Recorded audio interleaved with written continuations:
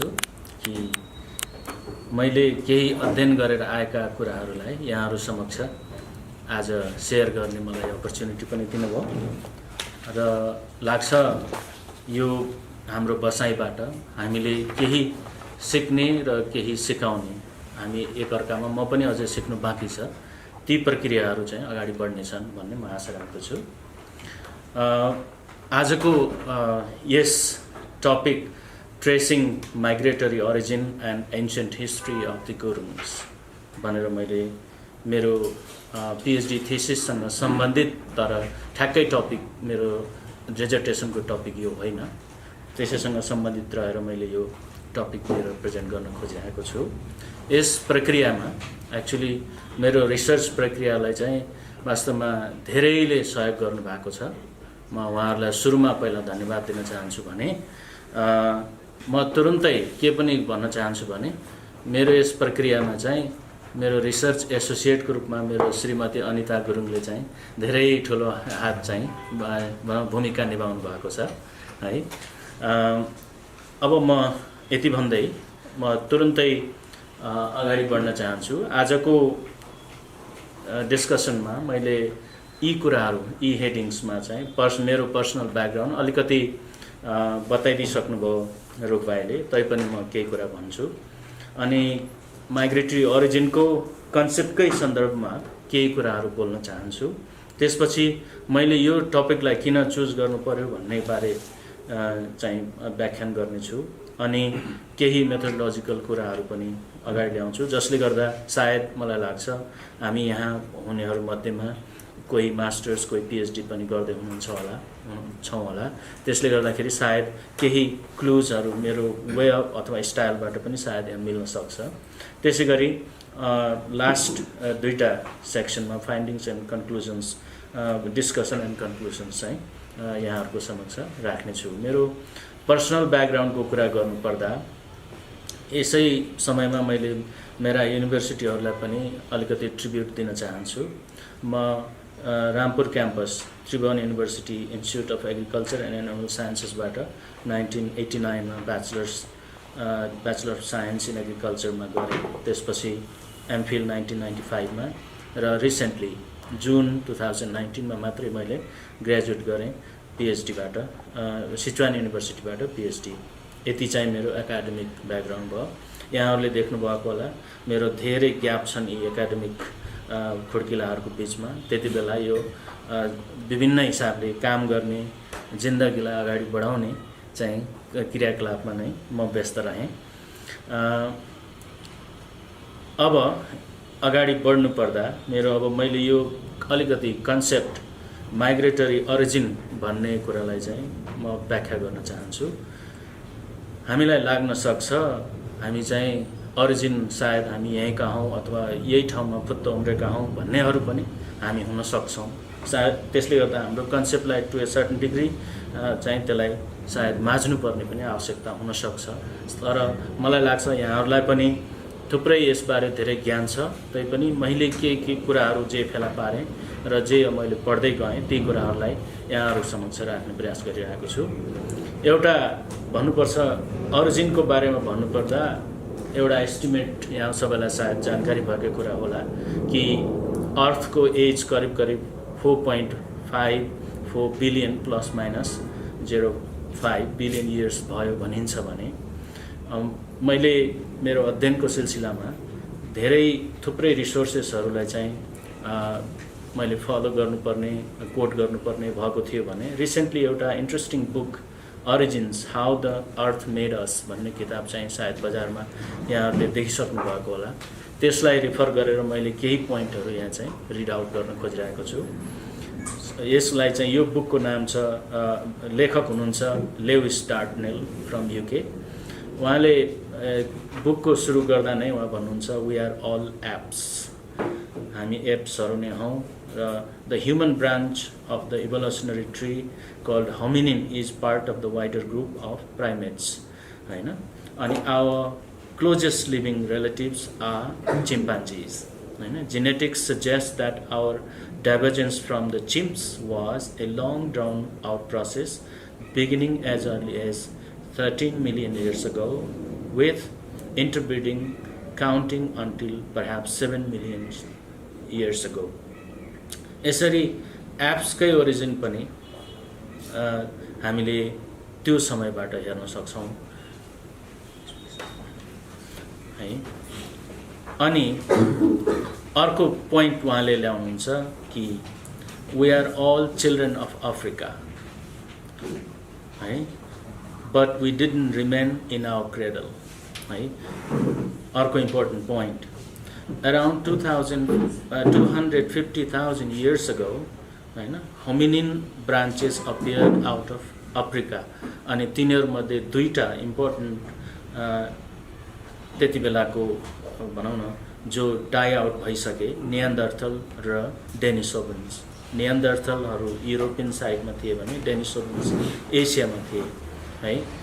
जसमध्ये the first anatomically modern human Homo sapiens emerged in East Africa around 300,000 years ago, between 3 to 200,000 years ago. And Neanderthal and Denisovans already died out. अनि त्यसले गर्दाखेरि के भन्नुहुन्छ भन्दा यो संसारमा अब हामी होमोसेपियन्स ह्युमनको हिसाबले हेर्दाखेरि होमोसेपियन्स मात्रै बाँकी छौं र रफली 60,000 years ago चाहिँ होमोसेपियन्स आउट अफ अफ्रिका गए। यसरी हेर्दाखेरि ओरिजिनको कुरा गर्नु पर्दाखेरि हामी आउट अफ अफ्रिका थियोरीमा छौं है। अनि ओभरअल यो 1000 जीनोम प्रोजेक्ट बाट चाहिँ के रिजल्ट आएको देखिन्छ भने कि overall 3 kind of genetic makeups चाहिँ ह्युमन पपुलेसनमा रहन्छ, जसमा एउटा नियान्डरथल भएको जुन चाहिँ non African, all non African except even Melanesian ओसेनियन्समा पनि होलान्, तर त्यसमा नियान्डरथल भएको पाइन्छ भने मेलेनेसियन अथवा ओसेनियन्सहरुसँग चाहिँ डेनिसोभन्स भएको पाइन्छ। तिनीहरूको पर्सेन्टेज रफली भनौं न मेलेनेसियनसँग 4 to 6% डेनिसोभन्स हुन्छ भने रेस्ट चाहिँ भेराइटी अफ अरु जेनेटिक मेकअप हुन्छ। त्यस्तै गरेर नन अफ्रिकन इन्क्लुडिङ अस युरोपियन्स सबैसँग चाहिँ हामी अबाउट 2 अहिले रिसेन्ट डेटाले कहीं 3 something सम्म चाहिँ नियान्डरथल छ भनिन्छ, तर त्यो किताबमा रेफर गर्नुपर्दा अबाउट 2% चाहिँ नियान्डरथल भएको पाइन्छ र रेस्ट अबाउट 98% को हाराहारीमा चाहिँ अरु विभिन्न खाले जेनेटिक कम्पोजिसन भएको पाइन्छ। र Africans interestingly have no Neanderthals, no Denisovans so far, हैन, अहिलेसम्मको रिसर्चले देखाएको हैन। त्यसले गर्दाखेरि हाम्रो जेनेटिक मेकअप त्यस्तो छ भन्ने कुरा बुझियो। अनि उहाँ के पनि भन्नुहुन्छ कि फसिल रेकर्ड्सको कुरालाई हेर्ने हो भने इट्स नट सो डेन्स, हैन। त्यो डेन्स नभएको हुनाले आर्कियोलोजिकल एभिडेन्सेसहरुले चाहिँ हामीलाई एक्ज्याक्टली कहिले कसरी कुन समयमा मुभ गर्यो भन्ने कुराको भन्न गाह्रो हुँदाहुँदै पनि अहिले आएर रिसेन्ट एडभान्समेन्ट चाहिँ डीएनए एनालिसिसको थ्रु चाहिँ के भएको छ भन्दाखेरि by analyzing the DNA and being able to estimate the rate at which mutations accumulate in genetic code, we can work out how long ago different populations diverged from each other. Mapping the genetic variations around the globe allows us to work out when human first arrived in different regions, and so enables us to follow the ancient migration path. यसले गर्दाखेरि अब यो यहाँनेर चाहिँ अब अलिकति concept DNA तिर चाहिँ म लैजाँदै छु है। तसर्थ हाम्रो ओरिजिन अब अहिलेको दिनमा आएर हामीले ओरिजिनको कुरा गर्नु पर्यो भने ओरिजिन कसैले हामी ककेशियन भनौला रे, कसैले मंगोलियन भनौला रे, अथवा कसैले के भनौला रे भने त्यो ओरिजिन कन्सेप्चुअली त्यो ओरिजिन चाहिँ त्यो original origin the first place of origin होइन, त्यो हाम्रो माइग्रेटरी ओरिजिन हो भन्ने बुझौं है। माइग्रेसन इटसेल्फ भनौं न मिलियन्स अफ इयर्स देखि नै एकदमै यो चाहिँ एभर सिन्स अब टाइम एभर सिन्स भनौं देखि नै चलिरहेको चाहिँ फेनोमेनन हो। अनि हामीले अर्को कुरा यहाँ बुझ्नु के जरुरी छ भन्दाखेरि करिब 11,700 वर्ष पहिले यसलाई चाहिँ करेन्ट इन्टरग्लेसियल भनिन्छ। यति बेलादेखि मात्रै अनि ह्युमन सिभिलाइजेसनको कुरा चाहिँ आउँछ।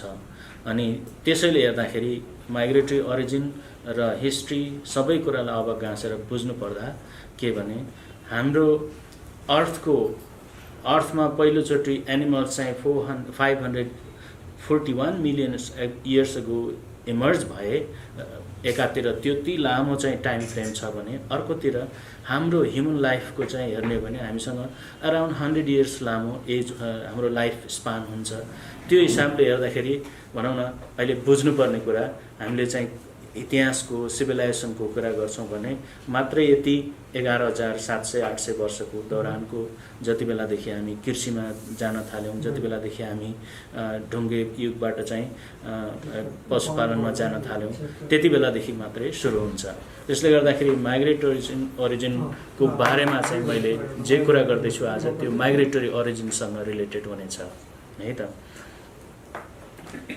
अब अर्को पोइन्टमा जाउँ, मैले किन यो चाहिँ टपिक मेरो tracing the history of Gurungs अथवा tracing the migratory origin of Gurungs भन्ने लाइनमा किन यसलाई त्यो लाइनमा चाहिँ किन सिलेक्ट गर्नु पर्यो त भन्ने कुरालाई म भन्न चाहन्छु।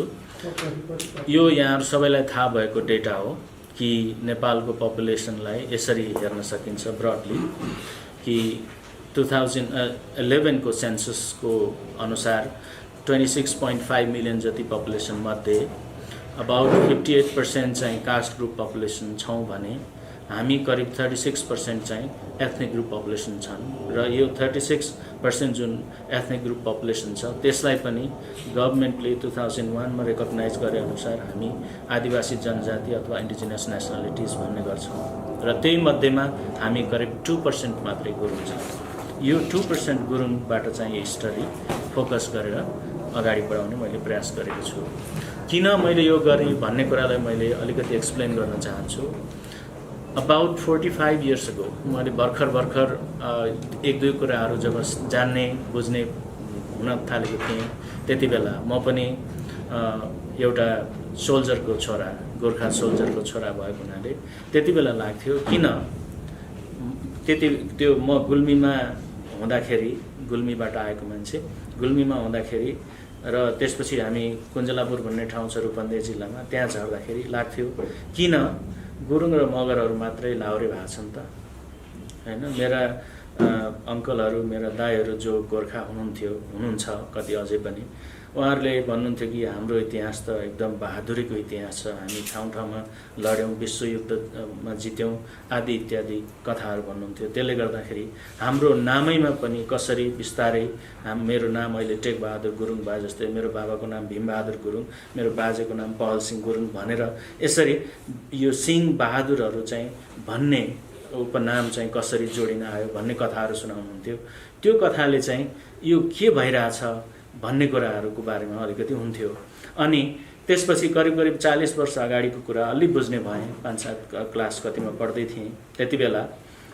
अनि थाहा भयो त्यहाँ चाहिँ तराईमा आएर पढ्न थालेको नेपाली भाषा र अलिकति थारू भाषा मात्रै बोल्ने अवस्था थियो मेरो।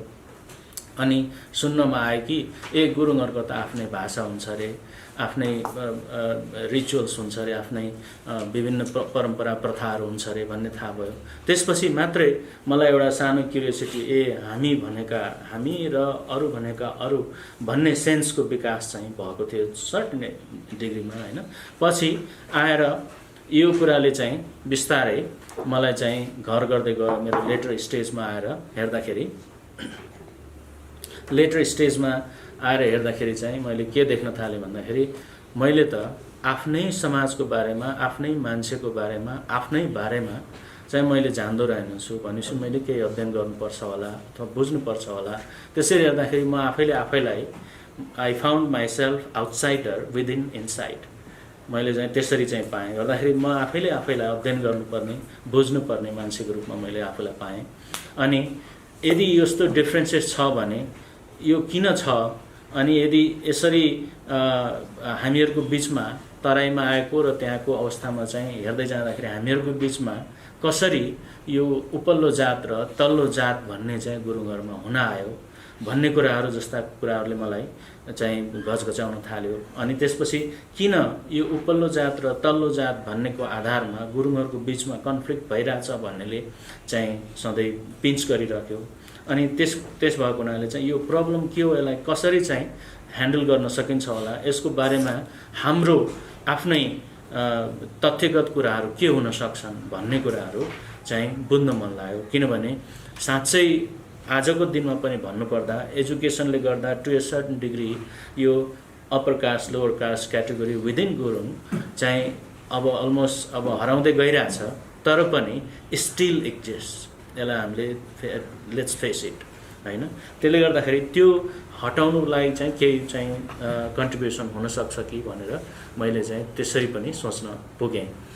अनि यसै बेलामा मलाई अपर्च्युनिटी आयो कि मैले चाहिँ सिचुआन युनिभर्सिटीमा one belt one road scholarship अन्तर्गत पिएचडी गर्नलाई चाहिँ चान्स पाएँ।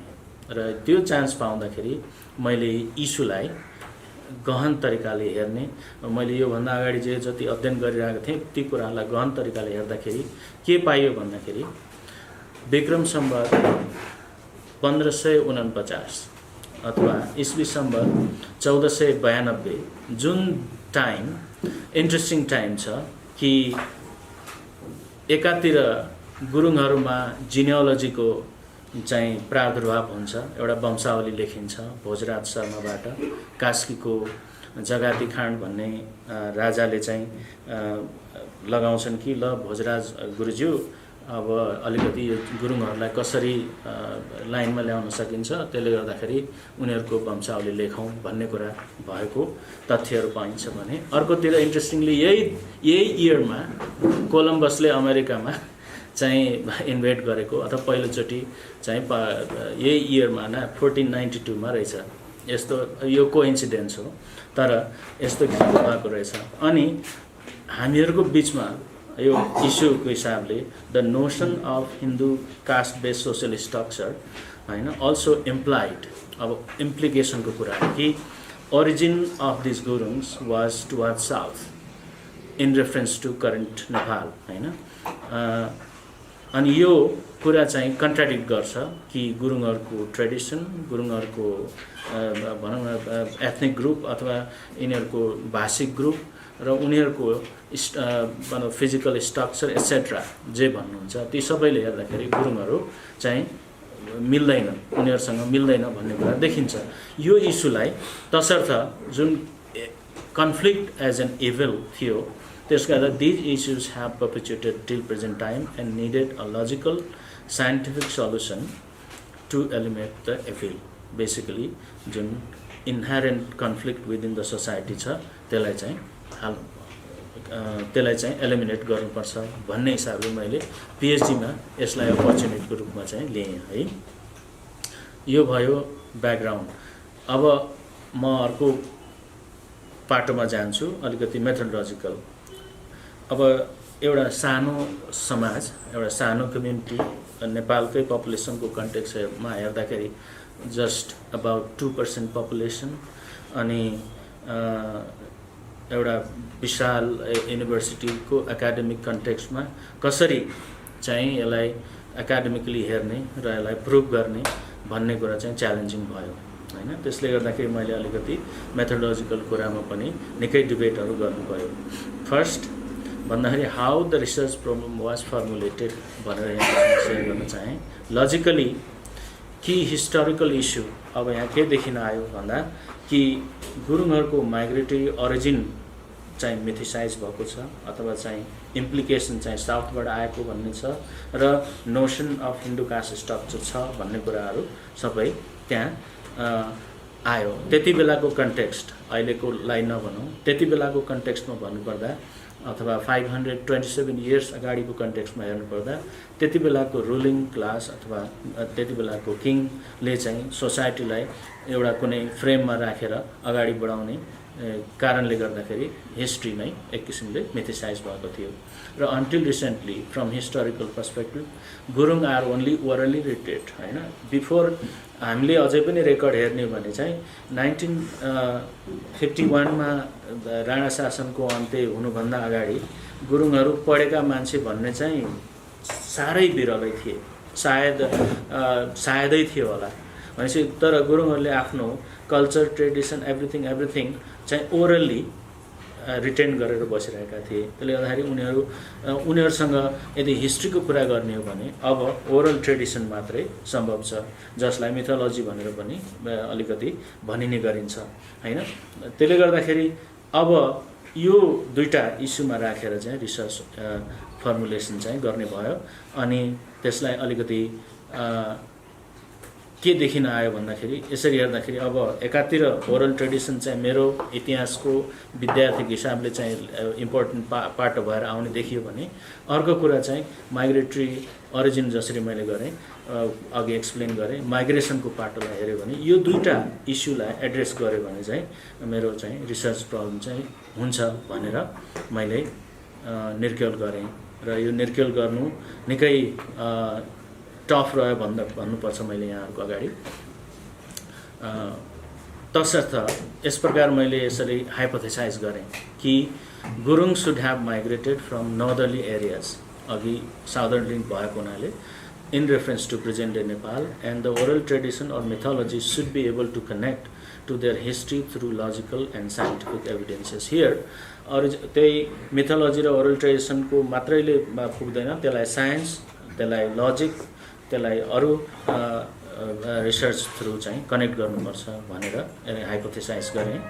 अनि त्यसको बेसिसमा अगेन यहाँ हामीले बुझ्नुपर्ने के रह्यो भन्दाखेरि, अब हामीसँग माइग्रेसनको सोफार क्लियर रेकर्ड पनि छैन एकातिर भने, अर्को चाहिँ हामीसँग मिथोलोजीलाई हामीले 100% चाहिँ ओके दिस इज इट भनेर एग्री गर्न पनि सकिँदैनौँ।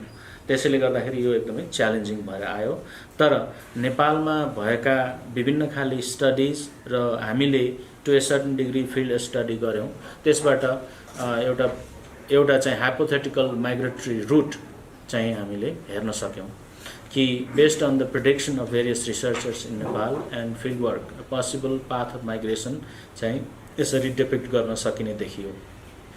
यसरी हेर्दाखेरि यो हामीले एक्चुअली यतापट्टि नेपालमा प्रोफेसर मैकफार्लन अनि र होमा थकाली गुरुङ आदिले चाहिँ यस बारेमा केही प्रेडिक्सनहरू गर्नुभएको छ भने, हामी स्वयं यो चिङ्हाई लेक एरिया जसलाई कोकुनोर भनिन्छ मङ्गोलियन भाषामा र गुरुङहरूले आफ्नो पेमा सम्झिने, पे भनेर भन्नुको अर्थ चाहिँ यो मिथोलोजिकल ओरल ट्रेडिसन हो, त्यसमा चाहिँ सम्झिने भनेको कोकोली मार्स्यो भनेर चाहिँ सम्झिन्छन्।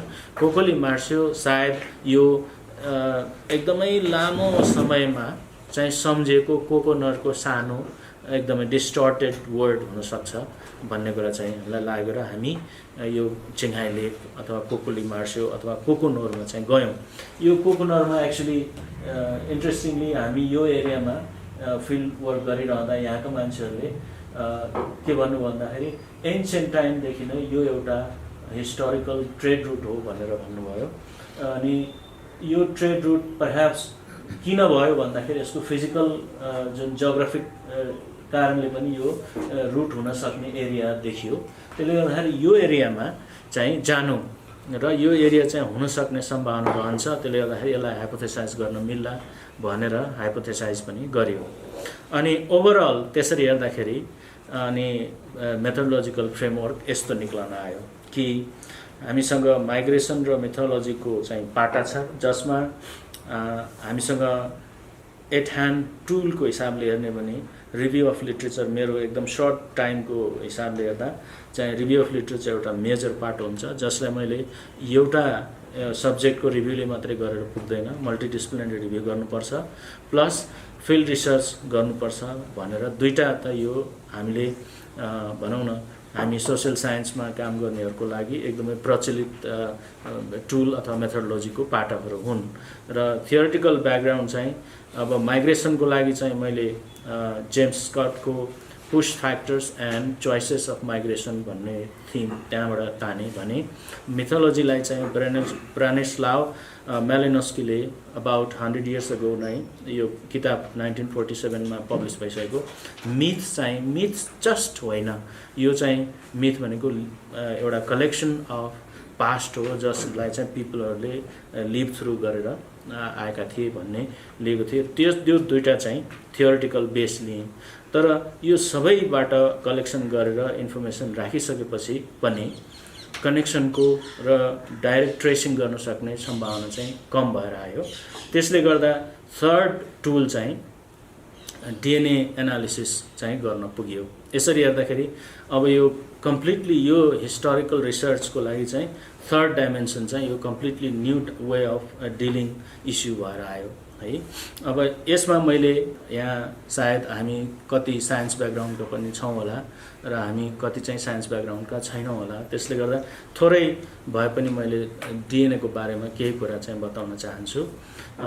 पहिलो कुरा डिएनए भनेको हाम्रो यसलाई फुल फर्मको हिसाबले डिअक्सिराइबोन्युक्लिक एसिड भनिन्छ भने यो नै हाम्रो जिन क्यारी गर्ने अथवा हाम्रो वंशाणु क्यारी गर्ने चाहिँ मेटेरियल हो। हाम्रो सेलको पनि सानोभन्दा सानो ठाउँमा रहने हो, जसलाई सर्वप्रथम चाहिँ 1953 मा जेम्स वाटसन र फ्रान्सिस क्रिकले चाहिँ यसको डबल हेलिकल स्ट्रक्चर र यो स्प्लिट हुँदाखेरि कसरी चाहिँ जिन अघिल्लो जेनेरेसनबाट पछिल्लो जेनेरेसनमा सरेर जान्छ भन्ने चाहिँ एक्सप्लेन गरे है। यी दुईजनाले एक्सप्लेन गरेकोबाट वास्तव भन्दाखेरि संसारमा एक किसिमको रिभोल्युसन भयो भन्न सकिन्छ है। अनि यो एउटा सिम्पल डिटेलमा नजाउँ, सिम्पल के भन्दा एउटा सिंगल थियो यो राइट, यसमा यो एउटा single DNA double helical structure थियो भने यो जब अघिल्लो जेनेरेसनबाट पछिल्लो जेनेरेसन भन्नुको अर्थ चाहिँ जब गर्भाधानको प्रक्रिया हुन्छ त्यो बेला नै जब स्प्लिट हुने प्रक्रिया हुन्छ, त्यो स्प्लिट हुँदाखेरि कसरी योसँग भएको चाहिँ अर्कोसँग कसरी जान्छ, यो अर्कोसँग चाहिँ कसरी रियाक्ट गर्छ भनेर स्प्लिट हुने मेकानिजमको लागि चाहिँ यो देखाएको हो है, एकदम क्विकली पनि। अनि त्यसपछि इन्ट्रेस्टिङ पक्ष के भयो भन्दाखेरि 1953 देखि 1962 मा आएर वाटसन र क्रिकले चाहिँ नोबेल प्राइज पाए।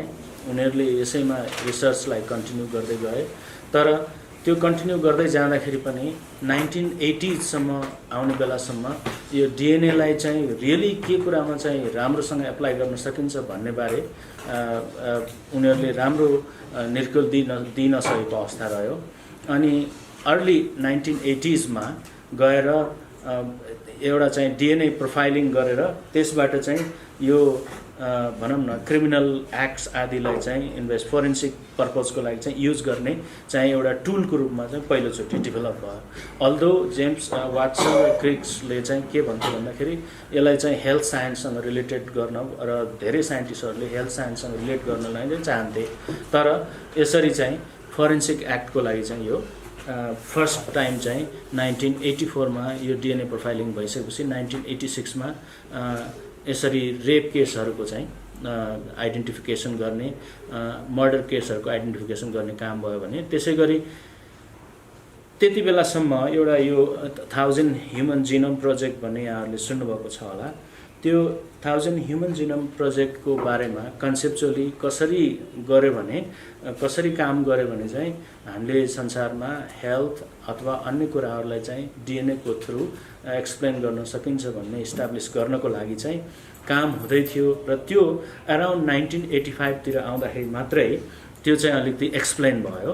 अनि एक्सप्लेन भएपछि जेम्स वाटसन त्यति बेलासम्म स्टिल सर्भाइभ अझैसम्म पनि सर्भाइभ गर्दै गरेको हुनाले 1988 मा उनलाई नै त्यसको डाइरेक्टर बनाएर 1992 सम्म अनि त्यसपछि इन्सेप्सन फेज राखे र 90 देखि नै त्यो चाहिँ ह्युमन जिनोम प्रोजेक्ट सुरु भयो र 2003 मा चाहिँ व्यापक यसले चाहिँ संसारभरिको जेनेटिक डाइमेन्सन चाहिँ उजागर गरिदियो है।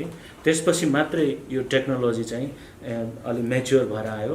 अनि त्यसले गर्दाखेरि म के पनि यहाँ भन्न चाहन्छु भन्दा म चाहिँ त्यसपछि 2005 को अप्रिलमा यो नेसनल जियोग्राफिकले चाहिँ यसलाई जेनोग्राफिक प्रोजेक्ट भनेर एडिसनल रिसर्च गरेर संसारभरिको माइग्रेसन पाथ चाहिँ यस्तो हुनसक्छ भन्ने कुरा भयो भने 2007 मा चाहिँ 23andMe भन्ने एउटा अर्को अमेरिकन कम्पनीले पनि त्यस्तो सर्भिस दिन थाल्यो।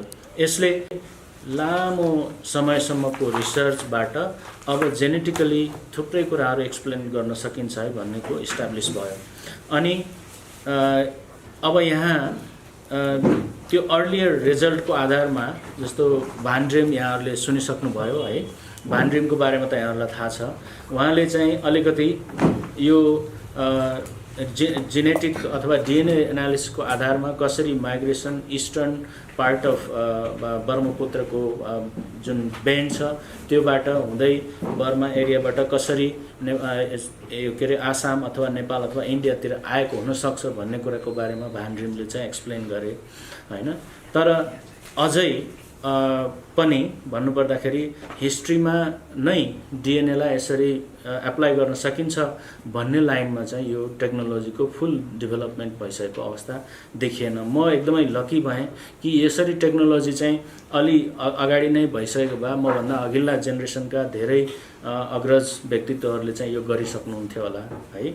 म चान्सले चाहिँ यो 2015 पछिको डेभलपमेन्टलाई क्याच गरेर ठ्याक्कै 2018मा चाहिँ मैले डिएनए एनालिसिसको कुराहरूलाई लिएर चाहिँ यो हिस्ट्रीसँग कनेक्ट गर्न पाएँ। अब त्यो कुराहरू म यहाँ भन्न गइरहेको छु है त फाइन्डिङ्सको हिसाबले।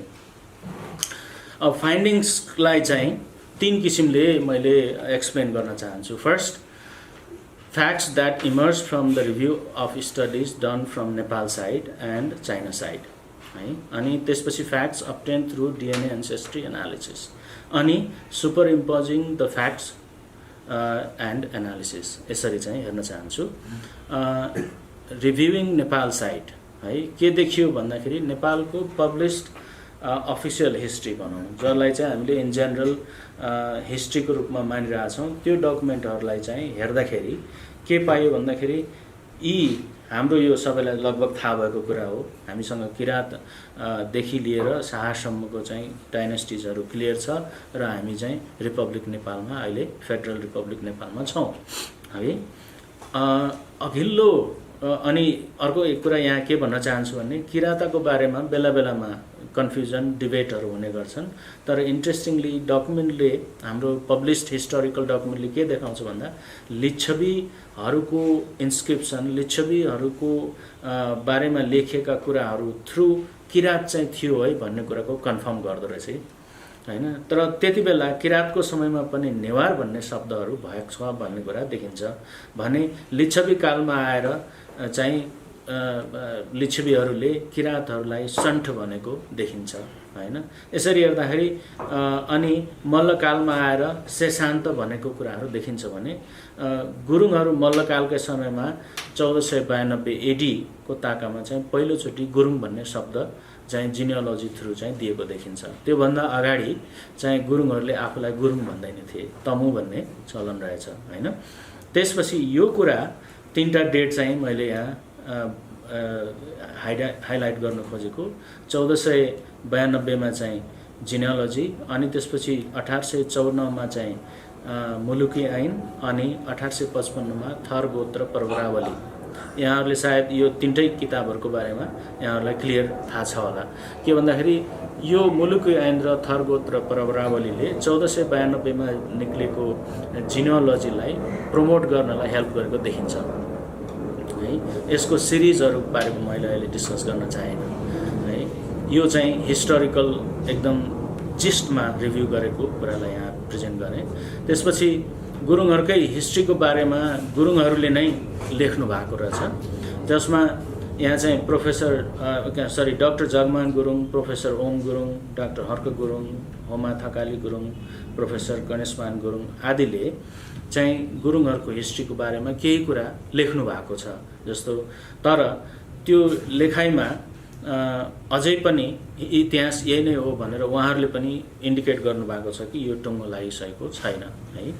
अनि एकातिर एकाडेमिक व्यक्तित्वहरूले त्यसरी लेख्नु भएको छ भने अर्कोतिर नन एकाडेमिक व्यक्तित्वहरूले पनि केही कुराहरू लेख्नु भएको छ जसको मेन स्रोत चाहिँ उहाँहरूको मेन स्रोत भनेको गुरुङहरूको ओरल ट्रेडिसनको आधारमा छ है, ओरल हिस्ट्रीको आधारमा छ। जस्तो यो टेकचन्द्र गुरुङले केरलो भन्ने लेख्नु भएको छ। केरलो भनेको उत्पत्तिको इतिहास हो हैन, जसले चाहिँ विभिन्न कुराहरूको गुरुङमा समाजमा भएका विभिन्न कुराहरूको उत्पत्तिबारे उहाँले चाहिँ त्यो एक्सप्लेन गर्नुहुन्छ भने भोबर गुरुङ र यार्जुङ गुरुङले चाहिँ के गर्नु भएको छ भन्दा उहाँहरू पनि दुवै लामा झाँक्री नै हो, त्यसै गर्दाखेरि उहाँ स्यामन हो। उहाँहरूले चाहिँ स्यामनले के गर्नुभएको छ आफ्नो त्यो पेयको आधारमा चाहिँ एउटा हिस्ट्री लेखिदिनु भएको छ, जसले चाहिँ साँच्चै भन्यो भने इन्ट्रेस्टिङली 8000 वर्षको कुराहरू पनि गर्नुहुन्छ अहिले पछि हामी हेर्छौँ है। अनि डिलिजङ गुरुङले हिडन हिस्ट्री भनेर लेख्नु भएको छ। उहाँले चाहिँ उहाँका पनि थुप्रै आधारहरू चाहिँ पेयमा नै छ भने खुसीमान गुरुङले वास्तवमा चन्द्रमणि गुरुङ, छनबहादुर गुरुङ आदिले गुरुङहरूमा भएका समस्या, ऐतिहासिक समस्याहरूको बारेमा चाहिँ लेख्नु भएको छ।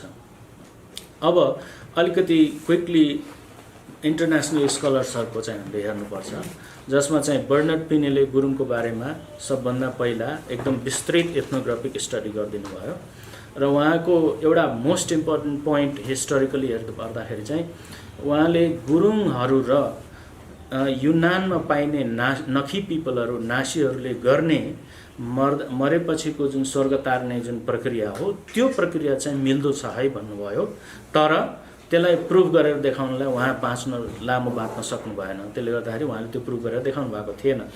अनि आलन म्याकफर्लेनले विभिन्न स्टडी र गुरुङहरूसँग चाहिँ धेरै लामो समयसँग काम गरेको आधारमा उहाँले के क्लेम गर्नुभयो भन्दाखेरि गुरुङहरू मङ्गोलियाबाट नै आएको हुनुपर्छ र अथवा नर्थ वेस्ट चाइनाबाट आएको हुनुपर्छ र उनीहरू चाहिँ लामो चाहिँ ट्राभल थ्रु चाहिँ स्लोप यो साउदर्न स्लोपमा आइपुगेको हुनुपर्छ भन्नुभयो भने डोनाल्ड मेसरस्मिथले हिस्टोरिकल इम्पोर्टेन्ट पोइन्ट के भन्नुभएको छ भन्दाखेरि गुरुङहरूको जुन जिनियोलोजी लेखिएको छ, वंशावली लेखिएको छ त्यो फेक हो भन्नुहुन्छ। तर त्यो फेक भन्ने कुरालाई पनि प्रमाणित गर्नको लागि चाहिँ बाँकी राखेर उहाँले चाहिँ जानुभएको छ।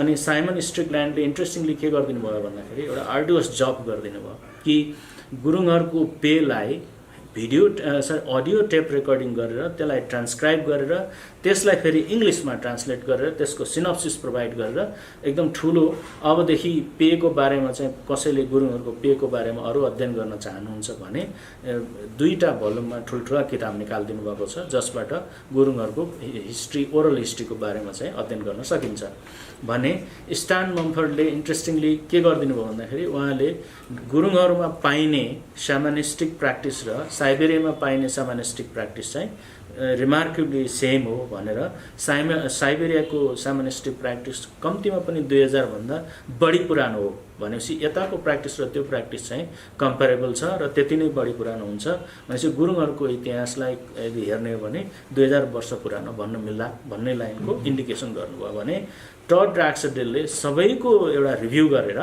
अनि उहाँले धेरै कुराहरूको स्पेकुलेसन देखाइदिनु भयो, कसरी गुरुङहरू आए, कसरी गए आदि इत्यादि है। यो चाहिँ इन्टरनेसनल स्कलरहरूको कन्ट्रिब्युसन। अनि यसमा एउटा फर्चुनेट भन्नुपर्छ, एउटा आर्कियोलोजिकल इन्भेस्टिगेसन चाहिँ गुरुङहरूको एब्यान्डन साइट कोलर सोथर, जसलाई गुरुङहरूले ओरिजिनल साइट पनि भन्नुहुन्छ, त्यो ठाउँको चाहिँ आर्कियोलोजिकल इन्भेस्टिगेसन भयो। इन्ट्रेस्टिङली त्यो आर्कियोलोजिकल इन्भेस्टिगेसनमा उहाँहरूले साइन्टिफिकली के ब्र्याकेटिङ गर्नु भन्दा 500 देखि 1500 AD को बीचमा त्यो एरियामा गुरुङहरू भएको हुनुपर्छ भनेर एउटा ब्र्याकेटिङ गर्नुभयो भने एउटा एडिसनली के भन्नुभयो भन्दा हामीले सायद मोर स्याम्पल र त्यहीसँग रिलेटेड अरू चाहिँ आर्कियोलोजिकल इन्भेस्टिगेसन गर्न सकेको भए सायद 500 इयर्स AD भन्दा अगाडिको हामीले भन्न सक्थ्यौँ होला र त्यो अझै पुरानो थियो भन्न सक्थ्यौँ होला भनेर उहाँहरूले काम गर्न नपाएपछि, एडिसनल काम गर्न नपाएपछि उहाँहरूले त्यति भनेर छोड्नुभयो। अनि के लिङ्क गरिदिनु भयो भन्दाखेरि वेस्ट टिबेटमा तिन्दुन भन्ने ठाउँ छ जहाँ चाहिँ मार्क आल्डेनडर्फर र झाङ युनोङ भन्नेहरूले चाहिँ आर्कियोलोजिकल इन्भेस्टिगेसन गर्नुभएको छ र त्यसको कार्बन डेटिङ चाहिँ 500 to 100 BC को भएको छ। यसरी हेर्दाखेरि कोलोको साइट चाहिँ 500 AD अथवा 100 BC 500 देखि 100 BC को हुन सक्ने सम्भावनालाई उहाँले सङ्केत गरिदिनु भयो। त्यो चाहिँ इभान्स एटलको टिमले भयो। त्यसपछि सेकेन्डमा चाहिँ इन्ट्रेस्टिङ पोइन्ट के भयो भन्दाखेरि बौद्ध धर्मको प्रचार टिबेटन, यसमा चाहिँ टिबेटन बुद्धिज्म भनेर जुन भनिन्छ, यताबाट जाने बुद्धिज्म थेरावादा बुद्धिज्म होइन, टिबेटन बुद्धिज्मको प्रचारको मेन एउटा इन्डिकेटर भनेको छाछा भन्ने जुन मेटेरियल हो, त्यो चाहिँ कोलासाइटमा सम्भव पाइएन भन्ने उहाँहरूले प्रुभ गर्नुभयो।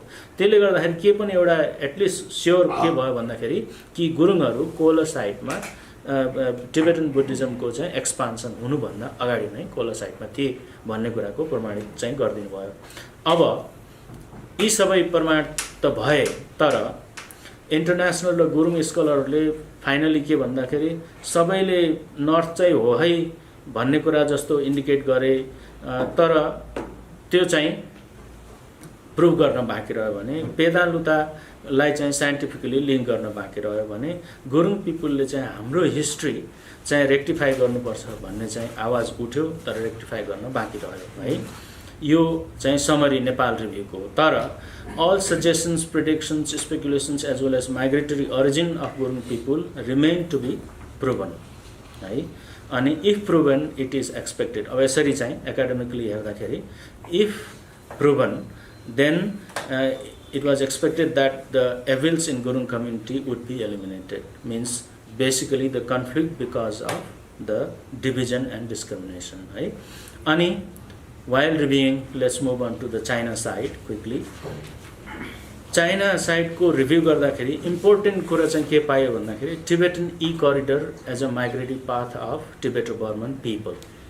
हैन, among the Tibeto-Burman people, Gurung is one of them है हैन। त्यसपछि since primeval time, primeval time to the end of Qing dynasty of China भनेको 1912 मा चाहिँ Qing dynasty of China finally हट्यो र रिपब्लिक बन्यो, जसमा चीनको सायद पहिलो एन्थ्रोपोलोजिस्ट फे शाओथोङले चाहिँ 1982 मा नै भन्नुभयो कि यदि टिबेटन ई करिडोरको एक्सप्लेन गरियो भने धेरै कुराहरूको एक्सप्लेनेसन चाहिँ सम्भव छ भन्ने कुराको चाहिँ 1982 मा भन्नुभएको छ। त्यसैलाई यो म्यापमा, प्लेन म्यापमा चाहिँ राखेर हेर्न प्रयास गर्दैछु है। त्यसलाई चाहिँ के भन्दाखेरि सिसो भन्ने अर्को प्रोफेसर सिचुआन युनिभर्सिटीकोले चाहिँ गत 20-25 वर्षदेखि अध्ययन गर्दै गएर यो 5 ट्रेन्ड्स चाहिँ पत्ता लगाउनु भयो कि टिबेटो बर्मन पिपलहरू प्री टाङ डाइनेस्टी पिरियडसम्म, टाङ डाइनेस्टी पिरियड भनेको 7th सेन्चुरी हैन, 7th सेन्चुरी भन्दा अगाडिको अवस्थामा टिबेटो बर्मन पिपलहरू नर्थबाट साउथतिर मुभ गर्दै थिए भने, अनि 7th century onward till 13th century Tubo dynasty भनेको टिबेटमा सङचन गम्पोले जब आफ्नो राज्य सुरु गरे त्यसपछिको ठुबो डाइनेस्टीहरू चाहिँ त्यति बेलासम्म स्ट्रङ भइसकेको रहेछ र उनीहरूले इस्टवर्ड चाहिँ माइग्रेसन अथवा मुभमेन्ट चाहिँ उनीहरूले देखाउन थाले। त्यसपछि 13th सेन्चुरीमा मङ्गोलियनहरूले चाहिँ पहिला यो टिबेटन ई करिडोरमा स्विफ्टली आएर कब्जा जमाए। त्यो कब्जा जमाइसकेपछि उनीहरूले ओभरअल चाइना इन्टायर एरियालाई चाहिँ उनीहरूको युआन डाइनेस्टीमा चाहिँ कन्भर्ट गरे हैन, चाइनाको। अनि त्यसपछि मु चिफ्टेन, त्यहाँ चाहिँ दुईटा खाले मान्छेहरू हुन् त, ती सबैलाई नखी पिपुल भन्न सकिन्छ। मु र ई भन्ने मान्छेहरू उनीहरूको चाहिँ नर्थवर्ड एक्सपान्सन चाहिँ लेट 14 शताब्दीदेखि चाहिँ अर्ली 20th सेन्चुरीसम्म देखिन्छ र त्यही समयमा हान चाइनिजहरू पनि टिबेटन ई कोरिडोरको एरियामा म्यासिभ रूपमा छिर्न थालेछन् है। अनि यो कुरालाई यसरी हेर्दै गएपछि के कुरामा यो म्यापमा कन्सेप्चुलाइज गर्न सकियो भने कि यसरी मान्छेको फ्लो छ है भनेर कन्सेप्चुलाइज गर्न सकियो। यो चाहिँ actually not exactly triangle, it's eccentric triangle हैन। यो टाइमको हिसाबले हेर्नुहुन्छ भने भनौँ न प्रिथाङ डाइनेस्टीसम्म चाहिँ यो नर्थबाट कोकोनोर अथवा चिङहाई लेक एरियादेखि डाउनवर्ड साउथवर्ड चाहिँ मुभ गरेको देखिन्छ र साउथ वेस्ट चाइना जुन युनान एरियातिर गएको देखिन्छ भने, अनि त्यसपछि अर्को टाइममा चाहिँ यदि टाइम लेयर गर्दै जानुहुन्छ भने यहाँहरूले इमेजिन गर्न सक्नुहुन्छ कि एक्सेन्ट्रिक भनिन्छ नि हैन, यसरी स्प्रिङ जस्तो माथि माथि हुँदै टाइम डाइमेन्सनले चाहिँ हेर्न सकिन्छ। यसरी हेर्दा के देखियो, टिबेटो बर्मन पिपलहरूको साउथवर्ड फ्लो, अनि त्यसपछि अबाउट 4000 BC मा already they were in the Yunnan area है। अनि त्यसपछि थुबो इस्टवर्ड एक्सपान्सन चाहिँ 7th सेन्चुरीदेखि 13th सेन्चुरीसम्मको मा हेर्दाखेरि के बुझ्न सक्यो त हामीले कि 4 सेन्चुरी BC 4 मिलेनियम BC देखि 7th सेन्चुरी AD सम्मको डाइमेन्सनमा यता टिबेटन प्लाटो एरियातिर पनि मुभ गरेको देख्न सकियो भने अनि उनीहरूले त्यहाँ गएर आफ्नो स्ट्रङ स्टेट बिल्डअप गर्दै गएर उनीहरूले आफ्नो एक्सपान्सन चाहिँ टुवार्ड्स ईस्ट जहाँ जतातिर चाहिँ हान चाइनिजहरू छन् बढी त्यतातिर पनि उनीहरू गएको देख्न सकिन्छ। त्यसै गरेर मङ्गोलियनहरू चाहिँ साउथवर्ड पहिला चाहिँ टिबेटन करिडरलाई क्याप्चर गर्छन् भने अघि नै मैले भने जस्तै मु चिफ्टेनहरूले चाहिँ अगाडि अपवर्ड मुभ गर्छन् भने यो ट्रायङ्गलमा अनि त्यो एरियामा चाहिँ यो हानहरूलाई पोरिङ भन्ने शब्द गरेको छ। पोरिङ भनेको म्यासिभ स्केलमा चाहिँ हान चाइनिजहरू चाहिँ यो एरियातिर चाहिँ आएछन्। यस्तो चाहिँ हामीले यो ट्रायङ्गलमा कन्सिभ गर्न सकियो है। यो चाहिँ एकछिनलाई यो ट्रायङ्गललाई सम्झिराख्नु होला, पछि पनि म फर्केर आउँछु। सेकेन्ड कुरा के थाहा पायो भने अलिकति हिस्टोरिकल रेकर्ड चाइनाको ऐतिहासिक रेकर्डसँग चाहिँ यो एन्सियन्ट नखी किङडमको बारेमा चाहिँ ट्याली गरेर हेर्दाखेरि हाम्रो सम्बन्धको बारेमा चाहिँ यहाँ देख्न पायो। एकर्डिङ टु चाइनिज हिस्ट्री यो नखी पिपलहरू जुन 4000 BC मै युनान एरियामा पुगिसकेका थिए, यी नखी पिपलहरू चाहिँ त्यति बेला सिया डाइनेस्टी चाहिँ 2100 चान्चुन BC मा चाहिँ चाइनाको फर्स्ट डाइनेस्टी चाहिँ इस्टाब्लिस भएको थियो। त्यो सिया डाइनेस्टीको भनौँ न जुरिस्डिक्सनमा उनीहरू पर्दैन थिए ती पिपलहरू हैन। अनि त्यसपछि यी पिपलहरूलाई चाहिँ सी नान ई चाइनिज भाषामा चाहिँ सी नान ई भनेको सी भनेको वेस्ट, नान भनेको साउथ अनि ई भनेको यी जङ्गली पिपल अथवा साउथ वेस्टर्न बार्बेरियन पिपल भनेर चाहिँ ती भनिन्थ्यो भने ती पिपलहरूलाई चाइनिज हिस्टोरिकल रेकर्डले फु पिपल भनेर पनि रेकर्ड गरेको पाइयो। यी पिपलहरू चाहिँ एकदमै कस्तो भने अब जियोग्राफिकली हामीले रिसेन्टली भिजिट पनि गरेर हेऱ्यौँ। जियोग्राफिकली हेर्दा धेरै थुम्का धेरै पहाडका टाकुराहरू भएको विशाल क्षेत्र युनानको जुन क्षेत्र छ त्यो क्षेत्रमा मान्छेहरू एक डाँडाबाट अर्को डाँडामा सायद बसाइ सरेर गयो होला। आज एउटा आइडेन्टिटीले चिनिन्थे भने अब त्यो अर्को ठाउँमा गएर अर्को आइडेन्टिटीले चिन्न थालियो। त्यसलाई त्यो आइडेन्टिटी सैकडौँ भए, धेरै भए। त्यसले चाइनिज इतिहासले त्यसलाई पाई भनेको 100 चाइनिज भाषामा पाइपु रन भनेर उनीहरूले चाहिँ चाइनिज हिस्टोरिकल रेकर्डमा चाहिँ पाइन्छ। यसरी हेर्दाखेरि ती पाइपु रन्स चाहिँ नखी पिपुल आजको दिनमा चाहिँ नासी भनेर ई भनेर पाई भनेर ताई भनेर लाहु चिम्पो आदि इत्यादि भन्ने जुन चाइनामा पिपलहरू पाइन्छन्, आइडेन्टिटिजहरू पाइन्छन्, ती आइडेन्टिटिजहरू चाहिँ नखी पिपलहरू जुन चाहिँ पु पिपलहरूबाट चाहिँ इमर्ज भएका पिपलहरू हुन् है। अब त्यसलाई चाहिँ अहिलेसम्म हामीले हिस्टोरिकल फ्याक्ट्स हेऱ्यौँ, आर्कियोलोजिकल फ्याक्ट्स हेऱ्यौँ। अब यसलाई हामीले अलिकति डिएनएबाट हेर्दाखेरि इन्ट्रेस्टिङ भएर आयो है। डिएनएबाट हेर्दाखेरि कम्पोजिसन यसरी इन्ट्रेस्टिङ भएर आयो। देखियो के भन्दाखेरि नासी, टिबेटन र मङ्गोलियन चाहिँ मेजर प्रोपोर्सन भयो। मैले अघि नै भनिसकेँ एकचोटि त के भन्दाखेरि यो भनेको जुन 98% अफ डिएनएलाई चाहिँ हामीले लियौँ, नन अफ्रिकनमा अराउन्ड 2% चाहिँ नियान्डरथल हुन्छ। अब नियान्डरथल पछिको बाँकी रहेको रेस्ट डिएनएको चाहिँ डिस्क्रिप्सन हेर्नु पर्दाखेरि चाहिँ यसरी आयो। यो भएछ नासी ई ताई भन्ने आयो र टिबेटन मङ्गोलियन भन्ने यो फर्स्ट एनालिसिस एकजना मान्छेको गर्दाखेरि यस्तो भएर आयो है। अब यो एकजना मान्छेको चाहिँ सिमिलर यो एकदम एटिपिकल हो कि टिपिकल हो त भनेर हेर्नलाई अरूको पनि हामीले प्रयास गऱ्यौँ। त्यसपछि यसले चाहिँ एकदम के दियो त अघिको ट्रायङ्गलमा यहाँहरूले यदि याद गर्नुभयो भने ट्रायङ्गलमा नासी ई र टिबेटन, नासी ईहरू भन्ने चाहिँ युनानका, मङ्गोलिया भइहाल्यो, टिबेट चाहिँ टिबेट भयो। त्यो ट्रायङ्गलमा चाहिँ अब फिट हुने चाहिँ देखिन थाल्यो होइन त। अनि त्यसपछि धेरै अरूजनाको पनि हेरेको त सबैको प्याटर्न दुरुस्तै भएर आयो है। सबैको प्याटर्न दुरुस्तै भएर आयो है। अनि सबैको त्यही प्रोपोर्सन चाहिँ थोरै तलमाथि छ भने तर प्याटर्न एउटै भएर आयो है। अनि अब यहाँनिर इन्ट्रेस्टिङली के भयो भन्दा यो प्याटर्नवालाहरू को चाहिँ पोइन्टर अलिकति होइन, यो प्याटर्न हेर्नु पर्दाखेरि यो दुईवटा ह्याप्लो ग्रुप चाहिँ यो मेलहरूको हिसाबले हेर्दाखेरि प्याटर्नल ह्याप्लो ग्रुप चाहिँ दुईवटा, एउटा आरको लाइन एउटा O2को लाइन, यसलाई O3 पनि भनिन्छ। यो दुईटा लाइन चाहिँ भएको मान्छेहरू गुरुङहरूमा पाइयो होइन। के देखियो भन्दा यो आरको लाइनवालाहरूको मुभमेन्ट चाहिँ आउट अफ अफ्रिका पहिला सेन्ट्रल एसियातिर पुग्यो, अनि सेन्ट्रल एसियाबाट डाउनवर्ड मुभमेन्ट गरेर टुवर्ड्स मङ्गोलिया चाइनातिर आयो है भने, अनि यो अर्को ओवाला ग्रुपको चाहिँ सेन्ट्रल एसिया पछि चाइनिज एरियामा, यो अलिकति राम्रो म्याप, यो अलिकति म्यापमा राम्रो आएन, जो चाइनिज एरियामा पुग्यो। चाइनिज एरियामा पुगेपछि मेजोरिटी अफ द हानको चाहिँ अथवा चाइनिज पपुलेसन चाहिँ यो O2 ग्रुपको अथवा O3 ग्रुपको चाहिँ मेजोरिटी छ है।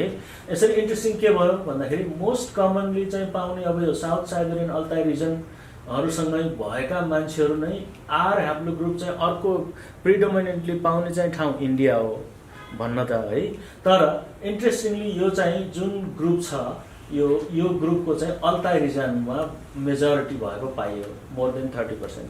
यो ग्रुपबाट चाहिँ यो गुरुङहरू अथवा टिबेटो बर्मन पिपलहरू मुभ गरेको देखियो भने यतापट्टि यो त चाइना, जापान, कोरिया आदिमा चाहिँ भएको नै भयो, इस्टर्न एसियामा भएको नै भयो। यसरी चाहिँ यो O र 2 ग्रुप चाहिँ को पपुलेसन ओरिजिनको हिसाबले हेर्ने भने चाहिँ उनीहरू यो आर ग्रुप अराउन्ड 24,000 इयर्स नै पुगेको देखियो होइन भने O ग्रुप अराउन्ड 28,000 इयर्स अगाडि नै पुगेको देखियो होइन। त्यसपछि मात्रै अब यिनीहरूको साउथवर्ड मुभमेन्ट आदिको र जुन मैले सिसिओको कुरा गरेँ अघिको त्यो ट्रायङ्गलको कन्सेप्ट गर्न ल्याउनु पुग्यो, त्यो कुरा चाहिँ त्यसपछिका दिनहरूका कुरा मात्रै भए है। यसरी अब यो 7-5 मिनेटमा है सकिन्छ, ठिक छ। अब इन्ट्रेस्टिङ के भयो, यो कुरालाई अझै अर्को पोइन्टबाट हेर्दाखेरि चाहिँ यो मार्क आल्डेनडर्फरले चोखो पानी भन्ने ठाउँको भनेको यो मुस्ताङमा पर्छ, मुस्ताङमा पाउने यो 3000 इयर्स ओल्ड चाहिँ टुथको चाहिँ डिएनए एनालिसिस भयो होइन। यो डिएनए एनालिसिसले के देखायो भन्दाखेरि यो टुथ चाहिँ अथवा यो ठाउँमा पाउने केप बरियलमा पाउने मान्छेहरू जे छन् ती मान्छेहरूको माइग्रेसन कसो भयो, कहाँबाट भयो भन्ने कुरा कोसँग सम्बन्धित भयो भनेर हेर्दाखेरि यो इन्टायरली नर्थ अथवा नर्थ इस्टर्न एसियाबाट आउने हान अनि टिबेटन, नासी, ताई अथवा शेर्पा आदिसँग चाहिँ एकदम क्लोज भयो भनेर चाहिँ प्रुभ गर्यो यो 3000 इयर्स ओल्ड दाँतले। अनि यसमा चाहिँ कोही पनि यसमा इन्ट्रेस्टिङली चाहिँ इन्डो आर्यन पिपुलसँगको भएन। यसले के देखायो भन्दाखेरि कि मुस्ताङ एरियामा भएको चाहिँ जुनले चाहिँ एउटा चाहिँ one of the entry point towards Nepal, हिमाल क्रस गरेर नेपालको टेरिटोरीमा आउने one of the entry point भन्ने कुरालाई चाहिँ यसले प्रमाणित गर्यो है। अब क्विकली यो ट्रायङ्गलमा त्यो अघि मैले भनिहालेँ मङ्गोलियन, नासिई, टिबेटन अनि नेपालतिर आएको भन्ने कुरा, गुरुङहरू चाहिँ नेपालमा आएका भन्ने कुरा चाहिँ यसरी आयो है। एउटा इम्पोर्टेन्ट पोइन्ट, अरू यो कम्पोजिट त हुन्छ तर मेजर चाहिँ के भन्दा यो भयो प्याटर्न है। अब अर्को कुरा यहाँनिर यो चाहिँ स्केमेटिक प्रेजेन्टेसन थियो हो। अब रियल अघिको हाइपोथेटिकल जुन मैले पोसिबल माइग्रेटरी रुट भनेको थिएँ, त्यो पोसिबल माइग्रेटरी रुटलाई इन्ट्रेस्टिङली के गर्न सकिने अवस्था भयो भन्दाखेरि यो चाहिँ युनान एरिया, यो चाहिँ मङ्गोलियन एरिया, यो टिबेटन एरिया भने त्यो जुन टुथ हामीले 3000 इयर ओल्ड टुथको कुरा गरेका छौँ त्यो चाहिँ मुस्ताङ एरिया। यसरी हेर्दाखेरि one of the entry point, there could be many entry points around here होइन, तर एउटा इम्पोर्टेन्ट एन्ट्री पोइन्ट एटलिस्ट हामीसँग एभाइलेबल डेटा एभाइलेबल फ्याक्ट्सको आधारमा चाहिँ one of the entry point चाहिँ मुस्ताङ भयो भनेर पनि प्रमाणित भयो है। यो चाहिँ अब यसलाई मैले अलिकति लेमेन तरिकाले के गरी हेरिरहेको थिएँ भन्दाखेरि यसलाई हेर्नुहोस्, टिबेटन प्लाटोमा चाहिँ यसको इन्टायरली यो हिमालयन रेन्ज यतासम्म र यतासम्म हेर्दै जाने हो भने यो एउटा यस्तो गोर्ज रहेछ जुन गोर्ज एन्सियन्ट टाइमदेखि नै, अब यदि नेपालमा टिबेटो बर्मन अथवा गुरुङहरू 3000 इयर्स अगाडि आएका हुन् भने 3000 इयर्स अगाडिको कुरालाई चाहिँ यो गोर्जले चाहिँ सपोर्ट गरे। इन्ट्रेस्टिङली यो गोर्ज थ्रु चाहिँ पास भएको भन्ने, अनि त्यसैलाई अघिको चोखो पानी चाहिँ त्यो डिएनए लिएको ठाउँ है। अनि अब हेर्नु पर्दाखेरि हाम्रो भनाइ छ नि मनाङतिरबाट पनि आएको हुनसक्छ अन्यत्रबाट पनि आएको हुनसक्छ भन्ने कुरा, तर यो मेन गोर्ज थ्रु थोराङला पास यहाँबाट क्रस गरेर सरी यो मुक्तिनाथ यो थोराङला पास क्रस गरेर मनाङतिर गएको पनि हुनसक्ने सम्भावनाहरूलाई यसले क्लियर गर्यो है। अनि मैले एउटा इम्पोर्टेन्ट इन्साइट चाहिँ यसबाट के पाएँ भन्दाखेरि अब ओभरअल रिसर्चलाई एउटा चाहिँ सुपरसोनिक मोडलमा चाहिँ राखेर हेर्दाखेरि हाम्रो लाइफ स्पान एकदमै सर्ट छ, एकदमै फास्ट चाहिँ स्पिडमा हेर्ने भने मिथोलोजीलाई हेरिसकेपछि यसको डाइरेक्सन मल्टी हुन सक्ने भयो। अनि यो मेथोलोजीले भनिरहेको कुरा हाम्रो बाबुबाजेले ओरल ट्रेडिसनमा भनिरहेको कुरा नर्थबाट आए यताउता भन्ने कुरा सबै विभिन्न खाले साइन्स अथवा विभिन्न खाले सब्जेक्टले चाहिँ हाम्रो स्टडी गरिदिरहेको कुरालाई आजको दिनमा आएर चाहिँ डिएनएले टाई अप गर्यो, त्यो सबैलाई चाहिँ क्यारी गरेर हिँड्ने मेथोलोजीलाई चाहिँ डिएनएले टाई अप गर्यो र यदि यो सुपरसोनिक मोडल चाहिँ एकदम हाई स्पिडमा बग्दाखेरि उसले न्युमरस आइडेन्टिटिजहरू चाहिँ दिँदै जान्छ भन्ने कुराको इन्साइट आयो। अनि अन्ततः मैले के भन्न चाहन्छु कन्क्लुजनमा भन्दाखेरि यो सबै कुरालाई यदि हेर्ने हो भने होइन, यो सबै कुरालाई हेर्ने हो भने इतिहास चाहिँ यसरी हेर्न सकिएला। अबाउट 6000 BC गुरुङहरू अथवा टिबेटो बर्मन पिपलहरू कोकोनर एरियामा थियो होला होइन। त्यसपछि अबाउट 4000 BC त्यो युनान एरिया जुन चाहिँ यो चित्रले चाहिँ केलाई रिप्रेजेन्ट गर्छ भने त्यो याङ्सी रिभरको फर्स्ट बेन्डलाई रिप्रेजेन्ट गर्छ त्यो।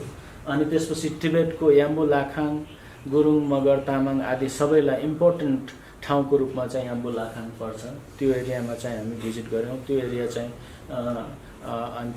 अन्ताजी र म दुवैजनाले भिजिट गरेर हेऱ्यौँ। त्यो एरिया पनि इम्पोर्टेन्ट पोइन्टमा चाहिँ करिब 2000 to 3000 BC मै पर्न आयो।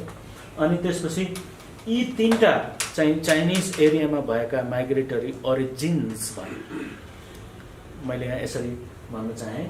अनि त्यसपछि अनि अबाउट 1000 BC 3000 इयर्सको चाहिँ टुथले चाहिँ के देखायो भने अबाउट 1000 BC हामी चाहिँ करिब यो मुस्ताङ एरियामा चाहिँ भएको हुन गयो।